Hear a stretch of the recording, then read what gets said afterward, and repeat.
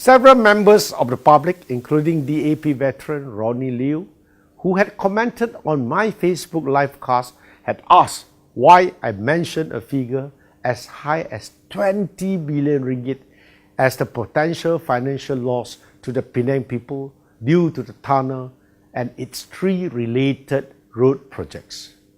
Firstly, the project cost is 6.34 billion ringgit.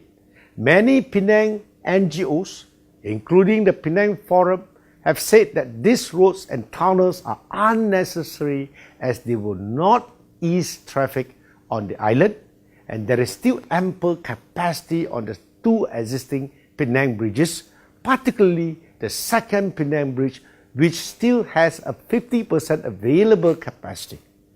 On top of that, and despite Pakatan's promise to abolish all tolls, the Penang government had also given the tunnel SPV company a 30-year concession to charge for toll on the tunnel at the same rate as the second Penang bridge.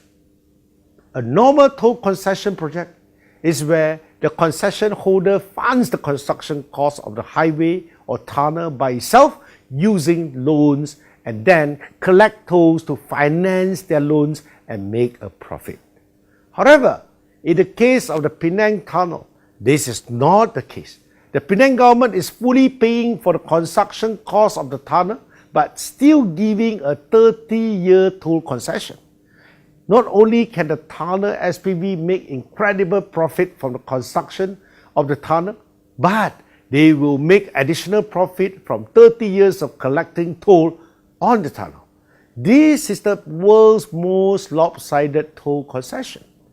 Would you pay a contractor the full cost to build a house for yourself on your own land and yet still allow the same contractor to collect a further 30 years of rental on that same house?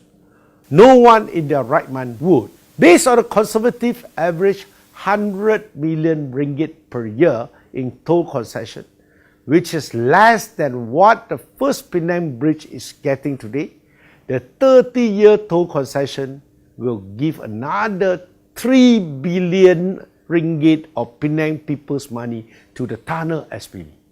The Penang state government also has the dubious honor of making history where a project is awarded in 2013 but allowed the winner to only start construction 10 years in the future in 2023.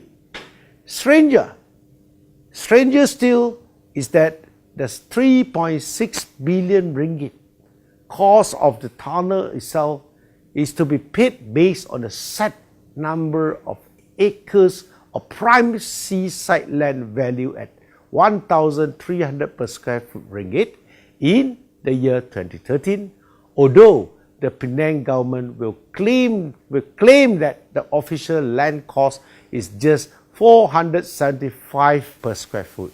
Absolutely no one should be fooled that such desirable seaside land along Gedi Drive only costs so little.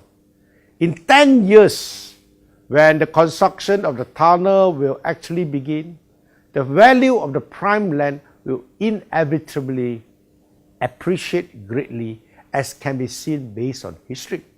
Therefore, the 3.6 billion ringgit worth of land will be worth 5.8 billion ringgit in the year 2023 if based on a mere 5% yearly appreciation. This means that the Penang people will have foregone another 2.2 billion ringgit in land value. On top of that, if you look at this diagram, the Penang government will also be using 9 billion ringgit in state funds and assets to build infrastructure that will chiefly benefit the 15 billion ringgit gross development value of 100% privately owned project of the Penang Tunnel SPV. This comprises the 7.5 billion ringgit Pan Island Link, the most expensive highway in Malaysian history by more than double at 385 million ringgit per kilometer, Gurney Wharf, and the planned 400 million ringgit 8-lane Gurney Drive Road. It is clear from the diagram who benefits the most from this project. If you add up 6.34 billion ringgit, 3 billion ringgit, 2.2 billion ringgit, and 9 billion ringgit, you'll get 20.54 billion ringgit of financial impact to the Penang people.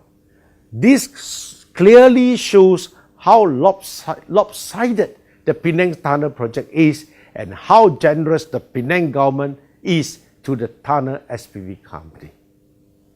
Add the 20.54 billion ringgit financial impact to the fact that the Penang government does not seem to have taken any action due to the long delays in this project even after 5 years, or that the Penang government does not seem to care if the tunnel SPV has never fulfilled the 381 million ringgit minimum paid up capital to qualify for the project. You cannot blame the public for suspecting that there are persons in DAP Penang State Government with vested interests either in direct shares or held wire proxies in defending this project. The big sum of 20.54 billion ringgit involved could explain why some parties allegedly paid a staggering sum of 22 million ringgit in cash in an attempt to stop MACC investigations into the Penang Tunnel project. This big sum involved and the 22 million ringgit payments is the main reason why the Penang Chief Minister should debate me publicly instead of remaining the number one covered in DAP. Be brave, dear CM Lim Guan Eng.